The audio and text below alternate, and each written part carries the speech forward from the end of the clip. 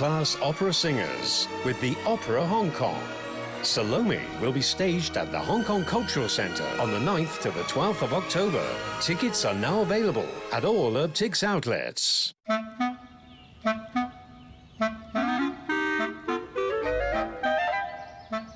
It's obvious which family is better prepared. Protect yourself from mosquito bites while outdoors. Wear light-colored and long-sleeve clothing. Apply mosquito repellent and avoid staying in scrubby areas. Practice good personal protection against mosquito bites to prevent mosquito-borne infections, such as dengue fever and Japanese encephalitis. Next on In Vino Veritas, Jeannie and Anthony take you to Bordeaux, a beautiful location which also happens to be the quintessential wine region of the world. Plus, pairing wine with classic Korean dishes. Dalloyor Paris since 1682 presents In Vino Veritas at 9:30 on Pearl.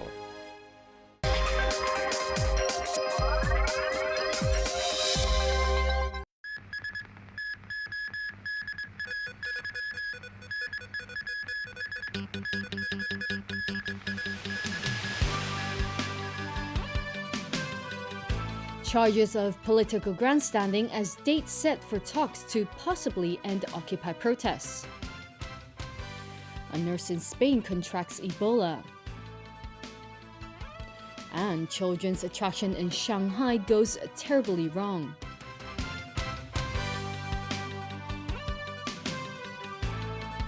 Good evening. The Hong Kong Federation of Students and government officials have agreed to meet this Friday to discuss political reform for Hong Kong and perhaps a way to end the Occupy protests. No word yet on the location of the talks, but they will not be open to the public, although the media has been invited to attend. We have proposed 2 items of the meeting. First is the constitutional basis of the constitutional development. The second item is the legal requirement of the constitutional development. We sincerely hope that or urge Carrie Lam to face this political problem directly in the political dialogue on Friday. If Ms. Carrie Lam or the other Hong Kong officials still insist that they will not respond or they will not try to solve the political problem, we may consider to end the political dialogue. Now let's give you a live look at the Occupy zones in Mong Kok and Admiralty. The trend continues whereby the number of protesters tends to dwindle during the day and gets larger during the evenings. Earlier tonight, Letitia Lee led the anti-Occupy campaign down to the protest area in Admiralty. They began handing out blue ribbons until pro-democracy protesters drove them out. Occupiers booed at their unwelcome guests. Scuffles broke out as the demonstrators tried to stop Lee's group from entering Harcourt Road. Police officers were forced to step in. LegCo President Zhang Yuxing has pushed back tomorrow's scheduled LegCo meeting to next week, citing security concerns. However, Pan-Democrats say there is another reason behind the move. Owen Fong reports. 41 pro-establishment lawmakers and government officials requested the LegCo president to postpone the General Council meeting. They do not feel it is suitable to resume the meeting tomorrow, with road access to the LegCo building being blocked and protesters still gathering around the area. Tang said he made the decision based on safety considerations. Our worry is if the council debates such a controversial issue as the Occupy campaign and the way the police have been dealing with it, the debate inevitably will be very emotional. Scenes we have seen in the last week, I think, very clearly show that sometimes the situation can get out of hand without the intention of anybody. Tang further explained that access to the LegCo building through certain entrances is currently at the discretion of protesters, and that a safe passageway cannot be guaranteed for the legislators and officials. But pan-democratic lawmakers said the pro-establishment camp had deferred the council meeting for reasons other than safety and security concerns. They fear public opinion. They do not have the courage and audacity to stand up and defend what the SAR government has done and what the police did to the very peaceful demonstrators outside. In addition to the issue of postponing the weekly council meeting, pan-democratic lawmakers are also at odds with the pro-establishment camp over the use of legislators' office facilities by Occupy protesters. The LegCo president, however, said he does not think there is any problem with lawmakers bringing guests into the complex to engage in LegCo-related activities. The Executive Council, meanwhile, also made alternative arrangements for its weekly meeting. Instead of being held at the Chief Executive's office, the event was relocated to Government House this morning. No petition area was set up outside the venue of the meeting, and members of the media were not allowed into the compound. Owen Fung, TVB News.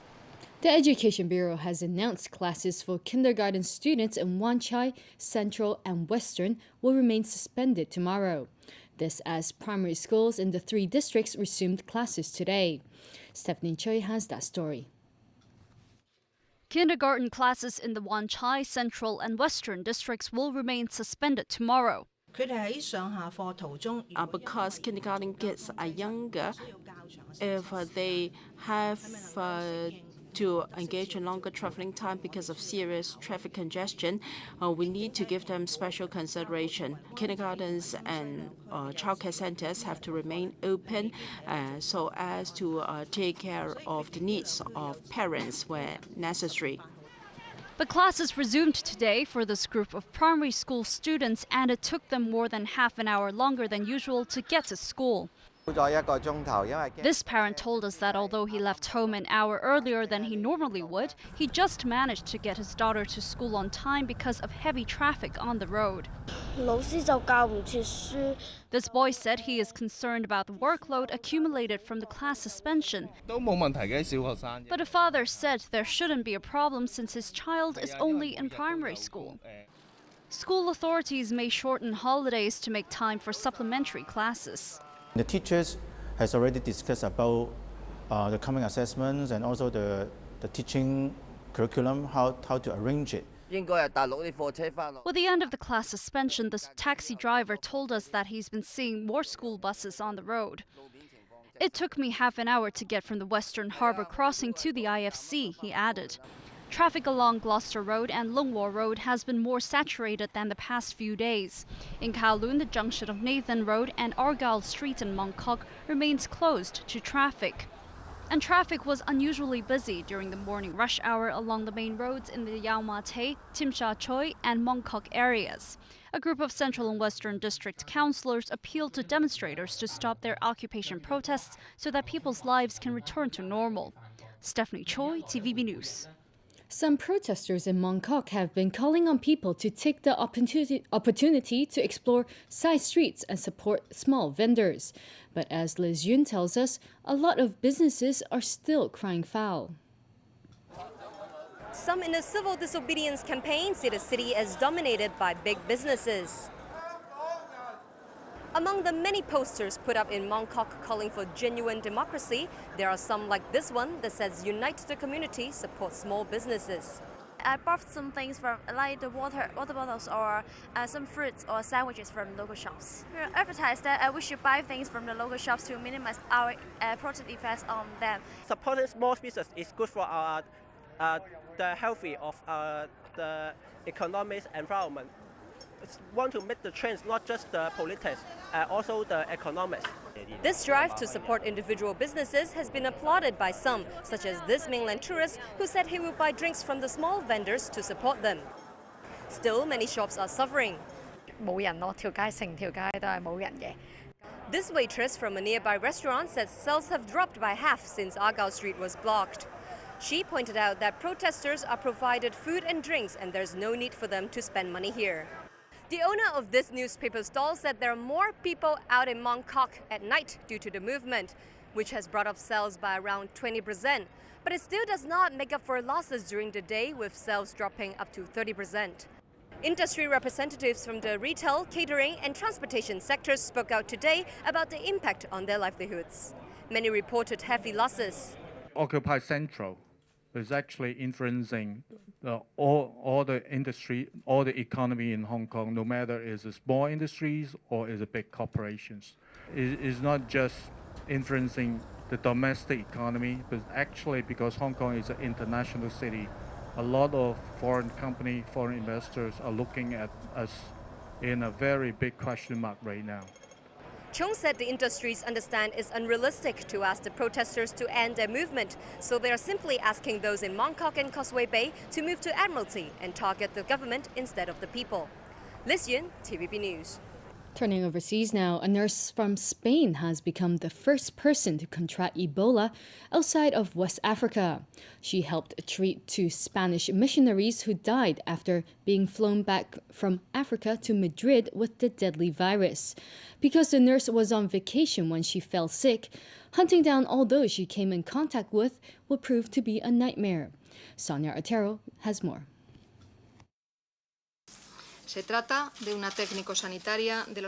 Spain's health minister broke the news about the first known transmission of Ebola outside West Africa. The infected nurse was part of a team that treated 2 Spanish priests who both died of the virus after being flown back to Madrid from Liberia. The nurse was on vacation when she fell sick, so tracking down all those she had contact with will be next to impossible. Still, Spanish health authorities immediately isolated the nurse and enacted measures to protect the rest of the Spanish population. Trying to ensure Ebola is never spread in the United States, President Barack Obama said his administration is working on ways to screen all airline passengers entering the U.S. Ebola is a very serious disease, and the ability of people who are infected to carry that across borders is something that we have to take extremely seriously. And so it is very important for us to make sure that we are treating this the same way that we would treat any other significant national security threat. As for the Liberian man who brought Ebola into the U.S., doctors treating him in Texas say he's still critically ill, but is now receiving an experimental drug. Sonia Artero, TVB News. North and South Korean naval vessels exchanged warning shots today after a North Korean ship briefly violated a disputed Western Sea boundary. A South Korean defense official says one of their ships fired warning shots after a North Korean patrol boat crossed the northern limit line. The North Korean boat fired shots back before retreating. The incident lasted about 10 minutes. The area has been the scene of clashes in the past that have killed scores of sailors on both sides. The latest incident happened 3 days after a group of high-profile North Korean officials made a surprise visit to South Korea and agreed to resume senior-level talks later this month. In Shanghai, more than a dozen children were injured after an amusement attraction toppled over, tossing the kids in the air and onto the pavement. A gust of wind is being blamed for causing the accident. Authorities say the inflatable structure was carrying nearly 30 children. The injured ranged in age from 2 to 8. The company which manufactured the ride said it thought the playground was heavy enough and didn't need reinforcement.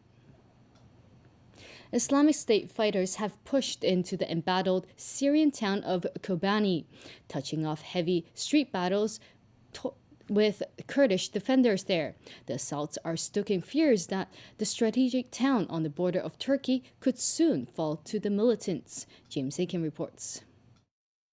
Hours after the militants raised 2 of their Islamic State's black flags on the outskirts of Kobani, the militants punctured the Kurdish front lines and advanced into the town itself. A local source says the militants now control 3 neighborhoods. Kobani and surrounding areas have been under attack since mid-September. The assault has forced an estimated 180,000 Syrians to flee and has strained Kurdish forces who have struggled to push back the militants despite being aided by U.S.-led coalition airstrikes. NATO's new Secretary General